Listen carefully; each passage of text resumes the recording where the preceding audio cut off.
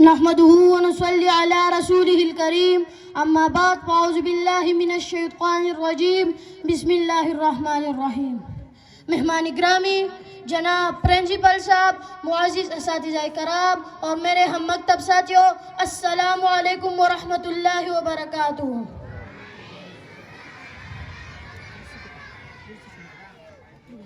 آج مجھے جس موضوع پر لب کشائی کرنے کا موقع ملا ہے وہ ہے اتحادی ملتی اسلام.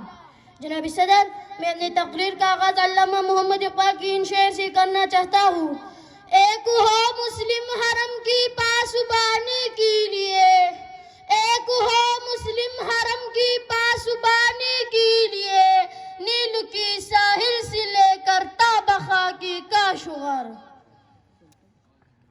جناب صدر، اسلام کسی سے یہ نہیں پوچھتا کیا وہ ترک ہے یا تاجک، وہ افریقہ کا رہنے والا ہے یا عرب کا، وہ چین کا باشندہ ہے یا ماچین کا، وہ پنجاب میں پیدا ہوا ہے یا ہندوستان میں، وہ کالے رنگ کا ہے یا گورے رنگ کا، بلکہ جس شخص نے لا الہ الا اللہ پڑھا ہے وہ مسلمان ہے، اور جس نے ہمارے قبلوں کو اپنا قبلہ بنایا ہے وہ مسلمان ہے، اور جو مسلمان ہے وہ ہمارا بھائی ہے.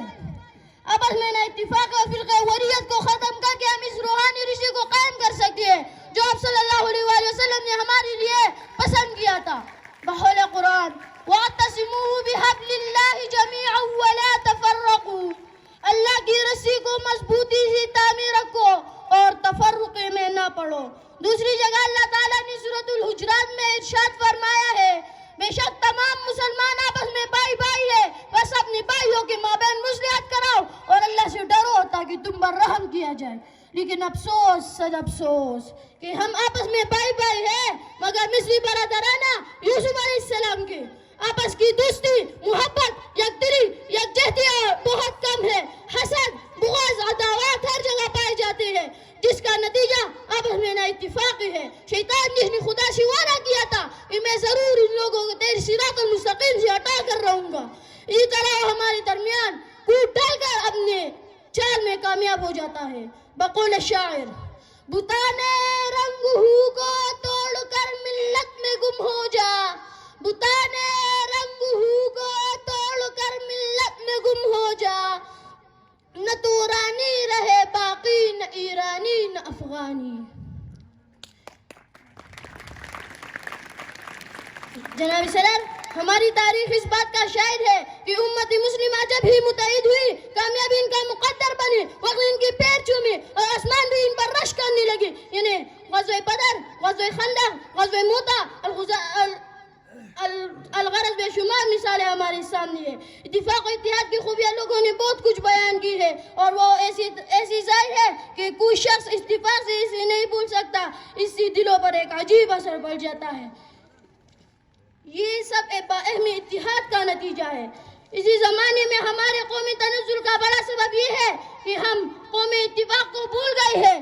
کسی کو بجد اپنی ذاتی منفعت کی قومی کا بڑائی کا خیال ہی نہیں آتا، اور کوئی کچھ کرتا بھی تو پہلے اپنی ذاتی منفعت کو مد نظر رکھتے اور قوم بڑائی کا پردے سے اس کی پردہ پوشی کرتا ہے. یہی وجہ ہے کہ ہماری کاموں میں برکت نہیں. یوں تو سید بھی ہو، مرزا بھی ہو، افغا بھی ہو، یوں تو سید بھی ہو، مرزا بھی ہو، افغا بھی ہو، تم سبھی کچھ ہو بتاؤ کہ مسلمان بھی ہو. جناب اعلیٰ، آپ صلی اللہ علیہ وسلم کے متعارف کر کے روحانی رشتے سے منحرف ہو کر آج امت مسلمہ کے فرقہ وریت، انفرادیت اور مادہ پرستی کی دلدل میں پوری طرح گھس چکی ہے، جس کا واحد حل آپس کی دوستی، محبت، یکدلی، یکجہتی اور آپس کے اتفاق و اتحاد ہے. ہو سکے بس صرف اس ایک بات پر ہم اس مسئلے پر غلبہ پا سکتے ہیں. میں اپنی تقریر کا اختتام علامہ محمد اقبال کے ان اشعار سے کرنا چاہتا ہوں. منفعت ایک ہے قوم کی نقصان بھی ایک ہی سب کا نبی دین بھی ایمان ایک، حرم پاک بھی اللہ بھی قرآن بھی ایک، کچھ بڑی بات ہوتی جو مسلمان بھی ایک. فرقہ بندی ہے کہیں اور کہیں ذاتی ہے، کیا زمانے میں پن اپنے کی یہی باتیں ہیں. والسلام. شکریہ.